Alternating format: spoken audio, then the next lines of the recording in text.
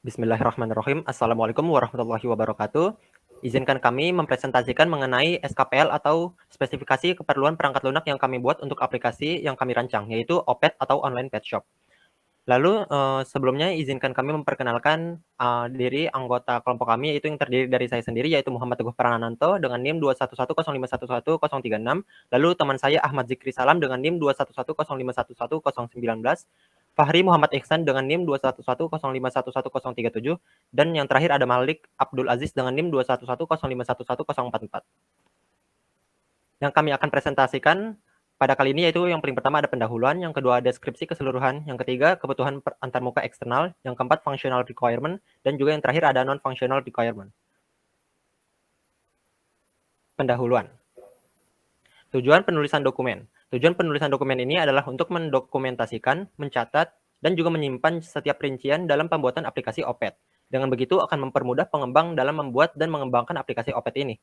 Dokumen ini juga dapat digunakan sebagai acuan dalam perancangan aplikasi, sehingga sasaran dari aplikasi dapat dipenuhi. Yang kedua ada audiens yang dituju dan pembaca yang disarankan. Sasaran dari audiens yang dituju adalah karyawan dan pelanggan pet shop yang akan menggunakan aplikasi tersebut. Selain itu, sasaran pembaca dokumentasi ini adalah developer dan pihak-pihak yang berkepentingan dalam pengembangan aplikasi ini. Definisi dan istilah. Istilah yang paling pertama yaitu adalah pet shop. Definisi dari pet shop yaitu adalah bisnis retail yang menjual berbagai jenis hewan, makanan hewan, persediaan, dan juga aksesoris. Lalu yang kedua ada grooming. Grooming adalah salah satu cara yang dapat dilakukan untuk mempercantik dan juga merawat hewan agar tetap bersih. Lalu yang terakhir ada konseling. Nah, definisi dari konseling ini adalah proses pemberian bantuan yang dilakukan oleh seorang ahli kepada individu yang mengalami sesuatu masalah yang bermuara pada teratasinya masalah yang dihadapi oleh klien. Berikutnya ada deskripsi keseluruhan yang akan dijelaskan oleh teman saya, yaitu Malik Abdul Aziz. Baik, terima kasih Teguh. Selanjutnya deskripsi produk. OPET merupakan aplikasi yang mempermudah pihak vet memberikan layanan kepada masyarakat seperti penjualan makanan hewan, pasir hewan, grooming, dan konseling. OPET dapat diakses secara online sehingga para masyarakat dapat menggunakannya kapan saja dan di mana saja untuk memenuhi kebutuhan hewan peliharaan.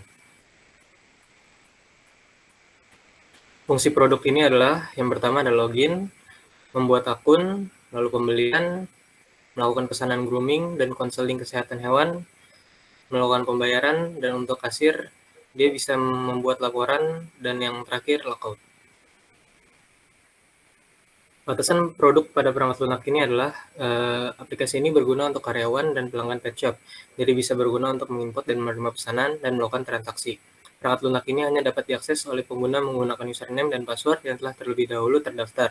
Untuk para konsumen, aplikasi ini bisa digunakan untuk melihat stok barang, memesan dan membeli barang, dan memesan jasa grooming dan konseling melalui aplikasi. Dan untuk para karyawan, bisa menggunakan aplikasi ini untuk menerima pesanan dan melihat stok barang. Penggolongan karakteristik pengguna. Yang pertama, kasir. Kasir bertugas untuk mencatat transaksi, penjualan harian, dan menerima pesanan jasa grooming atau konseling. Kasir memiliki akses untuk menerima data transaksi, input data transaksi yang akan dijadikan untuk laporan ke pimpinan toko. Kasir harus memiliki kemampuan entry data transaksi dan penjualan. Untuk customers bisa memesan jasa grooming atau konseling dan membeli barang. Customers bisa memesan jasa dan membayar. Customers harus mampu mengoperasikan aplikasi yang disediakan untuk menggunakan perangkat lunak ini. Admin bertugas untuk mengelola akun setiap karyawan toko. Admin memiliki akses untuk menggunakan seluruh fitur yang ada pada aplikasi. Kemampuan yang harus dimiliki admin adalah memeriksa dan menanggulangi kesalahan yang terjadi pada sistem. Karyawan bertugas untuk memberikan layanan yang dipesan oleh customers. Karyawan memiliki akses untuk memeriksa jadwal layanan yang telah dipesan. Karyawan harus memiliki kemampuan untuk memeriksa kesehatan hewan dan melakukan grooming pada hewan. Lingkungan operasi pada perangkat lunak ini untuk customers harus memiliki sistem operasi Android 7 atau iOS 12 atau lebih. Storage minimal 20 MB dan memori minimal 1 GB. Untuk kasir, sistem operasi yang digunakan adalah Android 7 atau iOS 12 atau lebih. Storage yang digunakan minimal 2 GB dan memori minimal 1 GB. Batasan desain dan implementasi pada perangkat lunak ini menggunakan hal sebagai berikut. Untuk database kita menggunakan MySQL, Scripting language menggunakan Dart untuk berbasis Android dan iOS, Framework menggunakan Flutter, dan karena sistem ini bersifat online, maka dibutuhkan internet untuk mengakses aplikasi ini. Dokumentasi pengguna yang ada adalah yang pertama list kesesuaian pesanan software, yang kedua paket instalasi software, yang ketiga user manual, yang keempat video tutorial, yang kelima 24/7 online help, dan yang terakhir training untuk kasir. Dan selanjutnya akan dijelaskan oleh teman saya, Fahri. Oke, baik. Selanjutnya adalah kebutuhan antarmuka eksternal. Di sini kami sudah mendesain dengan software Figma, dan ini adalah halaman depan apabila kita mengakses aplikasi untuk pertama kalinya sebelum kita login. Di sini kita ada pilihan untuk membuat akun, dan langsung apabila kita sudah punya akun, kita bisa langsung sign in. Kita asumsikan saja kita sudah punya akun. Ini adalah halaman sign in, kita harus memasukkan email address yang sudah terdaftar dan juga password. Apabila kita salah memasukkan email address atau password, maka akan muncul peringatan invalid username and or password. Lalu apabila kita sudah benar memasukkan email dan password, kita bisa langsung sign in dan menuju halaman depan. Ini adalah halaman depan atau main menu pada aplikasi Opet. Di pertama adalah ada promosi, lalu di bawahnya ada beberapa kategori, yaitu veterinary, grooming, food, dan aksesoris. Lalu ini adalah rekomendasi veterinary yang bisa kita pilih, dan di bawahnya ada ini untuk main menu, dan ini untuk chat, ini untuk keranjang, notifikasi, dan profile.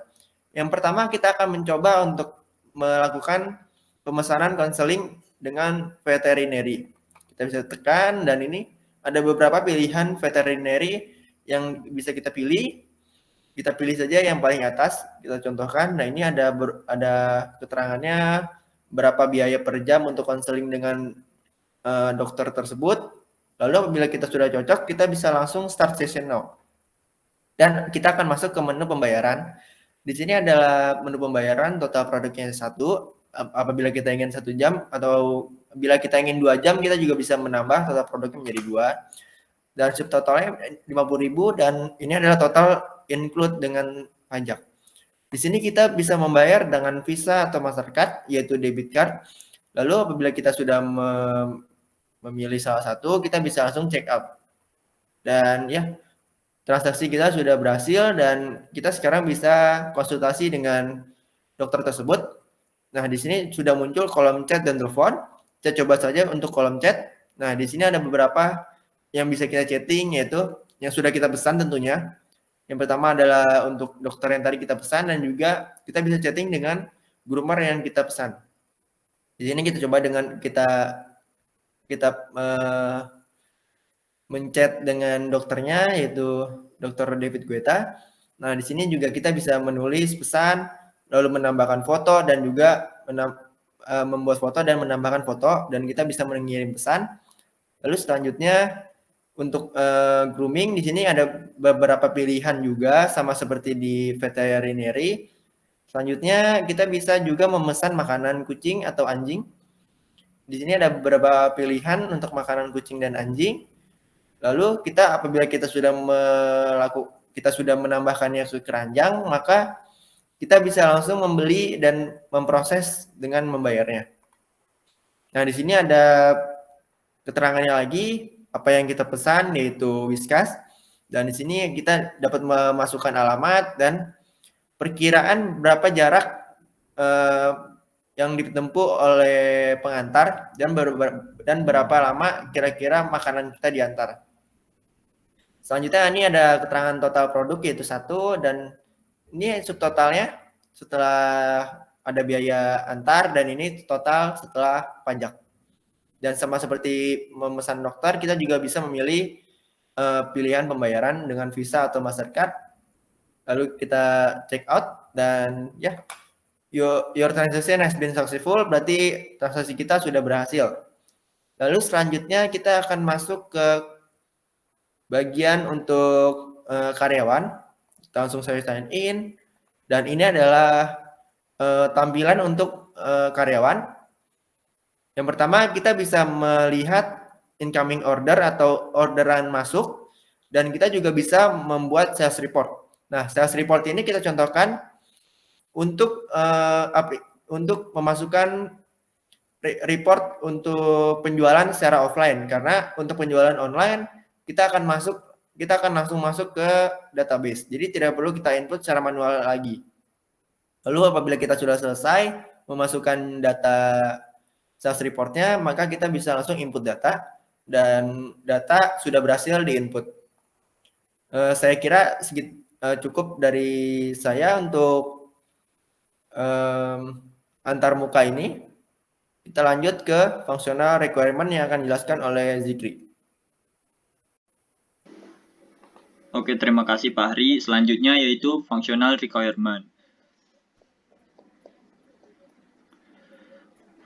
Kebutuhan functional requirement merupakan proses-proses yang dilakukan oleh sistem dalam rangka menyelesaikan tugas yang diinginkan. Berikut daftar kebutuhan fungsional yang dibutuhkan oleh aplikasi OPET. Yang pertama, login, yaitu karyawan atau customer masuk ke dalam aplikasi menggunakan akun yang telah dibuat. Lalu ada membuat akun. Selanjutnya yaitu pembelian, di mana konsumen atau customer membeli item yang dijual. Lalu ada booking grooming. Customer atau konsumen memesan layanan grooming.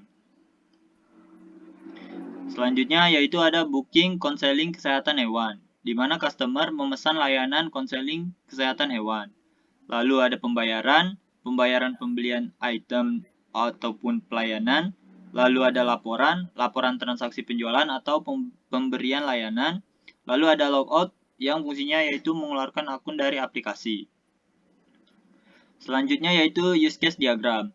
Pada use case diagram aplikasi OPET berisi interaksi yang dilakukan oleh konsumen dengan sistem OPET. Sistem OPET memungkinkan konsumen untuk membeli item secara daring yang disediakan pada toko, seperti makanan hewan, obat hewan, pasir hewan, dan aksesoris hewan yang nantinya barang akan diantarkan oleh karyawan toko. Selain itu, konsumen atau pemilik hewan juga dapat memesan pelayanan seperti grooming atau konseling kesehatan pada hewan. Selain itu, aplikasi OPET juga mempermudah dalam mengelola data penjualan dalam bentuk laporan untuk diberikan kepada pimpinan toko. Untuk lebih lengkapnya, lihat pada gambar yang berikut ini.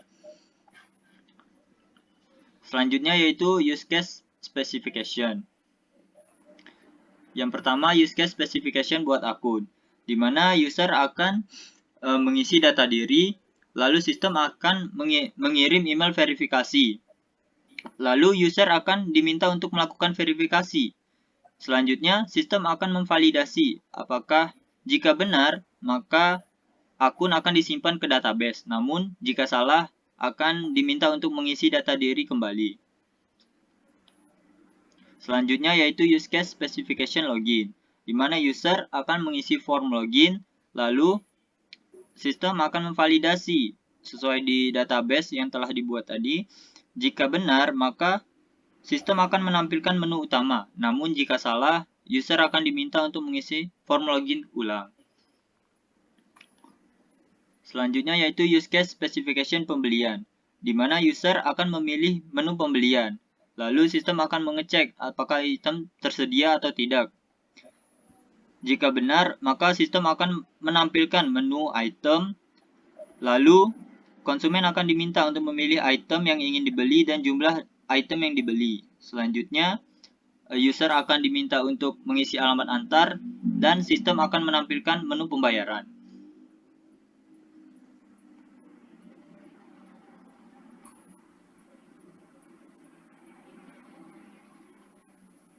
Next. Selanjutnya yaitu ada use case specification pembayaran, di mana customer akan melakukan pembelian atau pemesanan layanan, lalu sistem akan menampilkan menu pembayaran. Lalu, konsumen atau user akan memilih jenis pembayaran, lalu sistem akan mengecek pembayaran berhasil atau tidak. Jika berhasil, maka data transaksi akan dicatat di database, lalu akan menampilkan bukti transaksi. Namun jika gagal, sistem akan menampilkan tampilan transaksi gagal. Selanjutnya yaitu ada use case specification pelaporan, di mana kasir akan memilih menu laporan dan sistem akan menampilkan menu laporan. Selanjutnya Kasir akan diminta untuk memilih pertanggal laporannya, lalu akan diminta untuk memasukkan laporan. Lalu sistem akan mengecek jika laporan berhasil, maka laporan akan disimpan di database dan akan menampilkan pemberitahuan bahwa laporan berhasil telah dibuat. Namun jika gagal, sistem akan menampilkan pemberitahuan laporan gagal dibuat. Selanjutnya yaitu kelas diagram. Aplikasi OPED memungkinkan konsumen untuk mengakses layanan yang ditawarkan secara online. Dalam rangka mewujudkan interaksi tersebut, dibuat beberapa kelas untuk mempermudah interaksi yang dilakukan antar objek kelas. Hubungan antar kelas dapat dilihat pada gambar di samping ini. Selanjutnya akan dijelaskan oleh teman saya, Teguh Prananto. Untuk Teguh, saya persilakan. Baik, terima kasih Zikri. Untuk non-functional requirement, ini adalah kebutuhan-kebutuhan yang dibutuhkan sistem dalam menjalankan produk secara optimal. Namun, kebutuhan ini tidak mempengaruhi bagaimana sistem bekerja secara langsung. Boleh dilanjut? Yang paling pertama ini parameter availability. Nah, ini maksudnya adalah aktif selama 12 jam, yaitu aktif selama kurang lebih dari jam 9 pagi sampai jam 9 malam. Dengan downtime di luar jam aktif, yaitu selama 7 hari dalam seminggu. Nah, parameter yang reliability ini maksudnya adalah selalu dapat ditampilkan. Yang ketiga ada ergonomi, yaitu memberikan tampilan yang menarik dan juga mudah dipahami oleh konsumen maupun karyawan. Yang keempat ada portability, yaitu dapat dijalankan pada smartphone dengan sistem operasi Android 7 atau lebih dengan iOS 12. Yang berikutnya ada parameter memori, yaitu dapat menyimpan data transaksi untuk dijadikan sebagai arsip sebelum diperbaharui. Yang berikutnya ada response time, yaitu aplikasi dapat menampilkan menu dengan baik dalam waktu maksimal 10 detik. Yang berikutnya ada safety, yaitu item yang diperjualbelikan dalam aplikasi OPED ini aman dan tidak berbahaya bagi manusia maupun hewan. Yang berikutnya ada security, yaitu proses pembayaran jelas, item yang dibeli dan pelayanan yang diberikan itu dapat diberikan dengan baik. Yang terakhir ada parameter bahasa komunikasi. Bahasa yang digunakan yaitu bahasa Indonesia dan juga bahasa Inggris. Berikut daftar referensi yang kami gunakan untuk membangun aplikasi OPED. Cukup sekian yang kami dapat jelaskan mengenai SKPL dari aplikasi OPED. Lebihnya mohon maaf. Wassalamualaikum warahmatullahi wabarakatuh.